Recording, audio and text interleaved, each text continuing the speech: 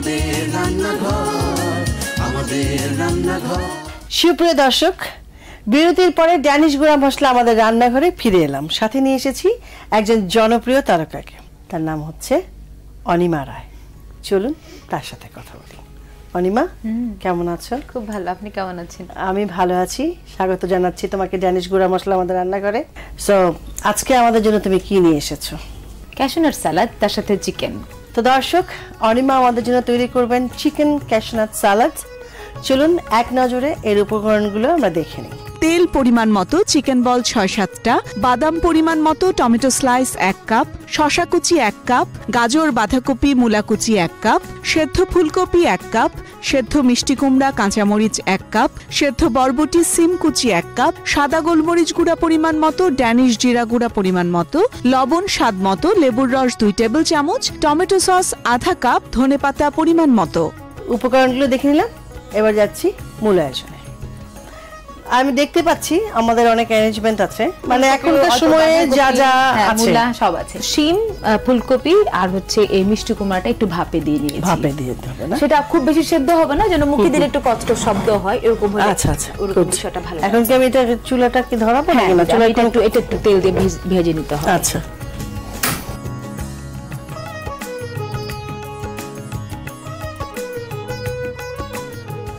আমরা যখন এই খাবারগুলো, যখন এই সসেজ বা এই বিষয়গুলো আসে, তখন আমার মনে হয় যে যদি আমরা একটু শিখে নেই, বাইরের খাবারগুলো সাধারণত বাচ্চাদের একটু হাইপার টেনশন সবকিছু বেড়ে যায়। সেক্ষেত্রে ঘরে যদি করে নিতে পারি, আসলে সকল আয়োজন তো বাচ্চাদের জন্য, ওই আর কি, বাচ্চার নাম করে সবাই খেতে পারে। ঠিক।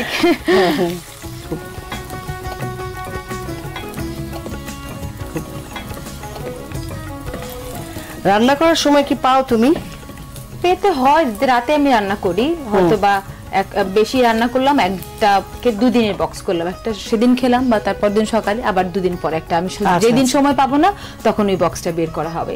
এইভাবে একটু আমাদের তো সকলকেই প্ল্যান করে অ্যারেঞ্জ করে চলতে হয় আসলে। বাদামটা একটু ভেজে নিচ্ছি।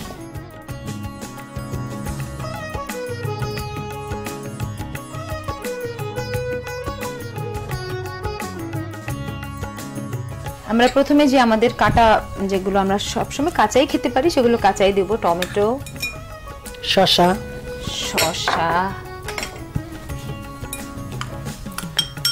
তারপর আছে এখানটাতে গাজর, একটুখানি বাঁধাকপি আর মূলা।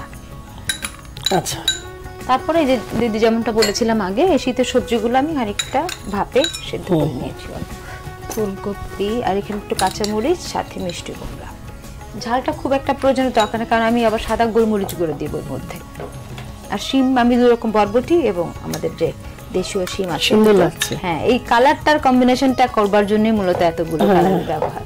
এরপরে দিব হচ্ছে আমি চিকেনটা দিচ্ছি আর আমাদের বাদাম। এখানে ফ্লেভারের জন্য আমি এটা মূলত এই গোলমরিচ গুঁড়োর ফ্লেভারটা এবং সাথে একটু খানিকটা ঝাল ঝাল গন্ধটাই এই জায়গাটায় টাঙের পেছনটাতে। আর একটু আমি জিরার গুঁড়ো দিব, সেটা গন্ধের জন্য, অল্প একেবারে।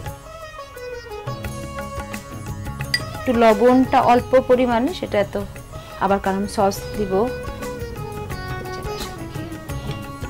এরপরে আমি আগে লেবুটা চিপড়ে দিই। আমি সাধারণত আবার বাড়িতে একটু চিনিও দিই এর মধ্যে। লেবু মনে হচ্ছে যে চিনি দরকার, মানে কিছু কিছু ডিশ তোমাকে ফিল করাবে যেটাতে এটা দরকার। আবার এই সসের মধ্যে চিনি খানিকটা দেয়া আছে, থাকবে। আচ্ছা, আর তুমি গান ছাড়া তো চলবে না আজকে। গান, তুমি তো গান দিয়েই পরিচয় না তোমার? তা ঠিক।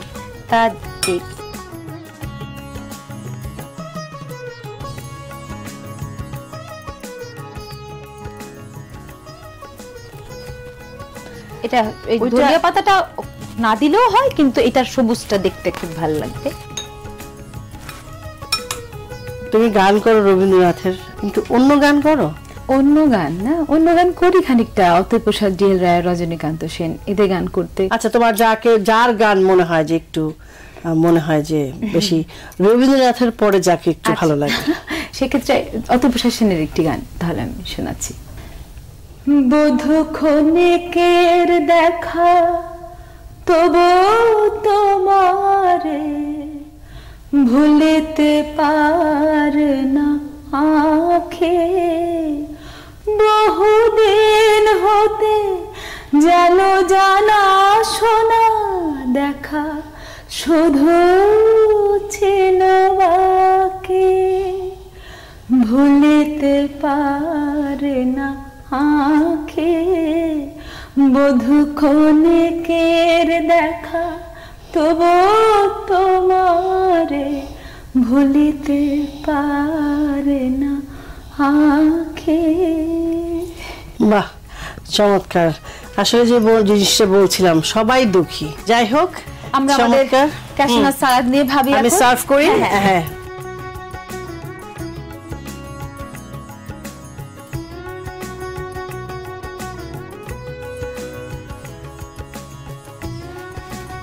এই সবজিগুলো কত সুন্দর, এক একটি রঙের সমাহার, না মনে হচ্ছে বসন্ত ফুটে উঠেছে একেবারে টেবিলে। আমাদের মনে তো এখন বসন্ত।